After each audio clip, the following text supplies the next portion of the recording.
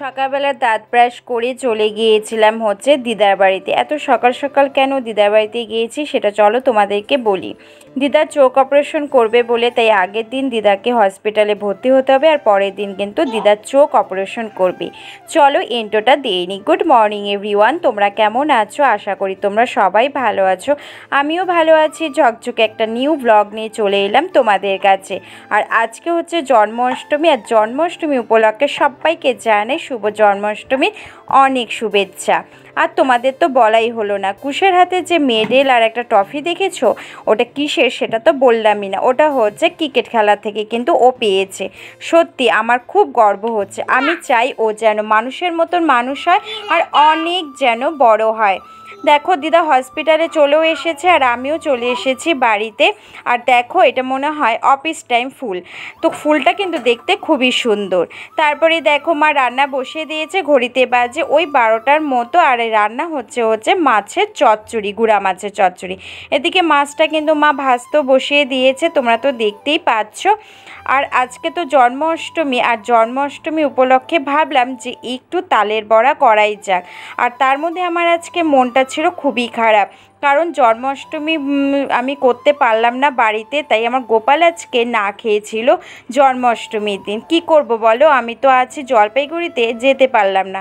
সেজন্য এই বছরটা জন্মাষ্টমী আমি করতে পারিনি।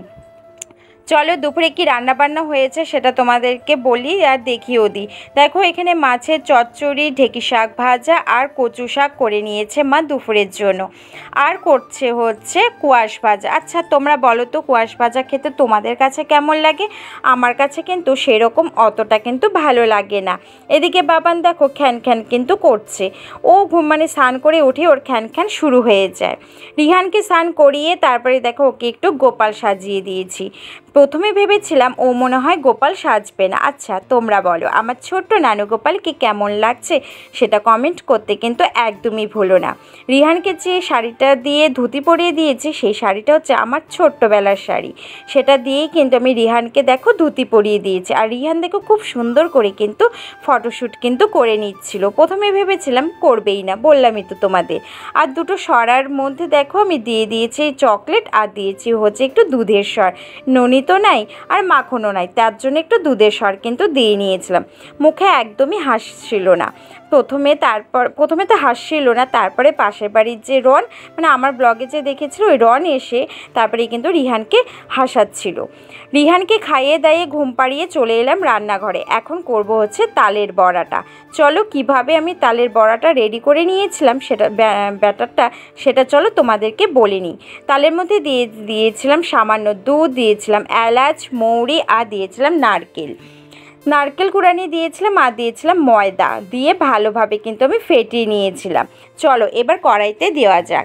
দেখো কড়াইতে দিয়ে দিয়েছিলাম, কিন্তু কি হয়েছে বলো তো, কড়াই থেকে লেগে যাচ্ছিল। আসলে আমার বোকামির জন্যই কিন্তু হচ্ছে তালের বড়াগুলো লেগে যাচ্ছিল, উঠে যাচ্ছিল। আসলে তেলটা গরম না হতে হতেই আমি দিয়ে দিয়েছিলাম, মানে তেলটা ভালোভাবে গরমই হয়নি। তো দেখো তো এইভাবে কিন্তু প্রথমগুলো ভেজে নিয়েছিলাম, তারপরেরগুলো কিন্তু খুব সুন্দর করে কিন্তু ভেজে নিয়েছি। দেখো আমার কিন্তু তালের বড়া কিন্তু রেডি হয়ে গেছে। জন্মাষ্টমী উপলক্ষে একটু তালের বড়া করে নিয়েছিলাম। আর আমার কিন্তু তালের বড়াটা ফার্স্ট টাইম, আর এর আগের ব্লগে যে দেখেছিলে তার খিলটা, সেটাও কিন্তু আমার ফার্স্ট টাইম ছিল। ঘড়িতে বাজে এখন ওই 6টার মতো। দিদাকে খাওয়ার নিয়ে যাব বলে দিদার জন্য, সেজন্য মা দেখো টিফিন বাটিতে একটু ভাত বেড়ে নিচ্ছে আর কোয়াশ ভেজে নিয়েছে। দিদাকে দেখে চলে এসেছি। আর হসপিটালেই হচ্ছে একটা কালী মন্দির আছে, সবার মুখে শুনেছিলাম এই কালী মন্দিরটার কথা যে খুব জাগ্রত। তার জন্য দেখো একটু দর্শনও করে নিলাম। তোমাদের কাছে কেমন লাগলো এই কালী মন্দিরটা সেটা অবশ্যই আমাকে জানাও। ব্লগটা কন্টিনিউ করতে পারিনি, তার জন্য ভাবলাম ব্লগটাও কিন্তু এন্ড করা হয়নি। তাই ভাবলাম যে আজকে তোমাদের সাথে কথা বলে ব্লগটাকে আমি এখানে এন্ড করে দিই। তো চলো ব্লগটা আজকে এই পর্যন্তই। যদি তোমাদের কাছে ভালো লেগে থাকে তাহলে কি করবে, তোমরা তো জানোই, লাইক, কমেন্ট, শেয়ার, সাবস্ক্রাইব করতে কিন্তু কেউ ভুলো না। আর যারা ফেসবুক থেকে দেখছো তার প্লিজ ফলো করে দিও।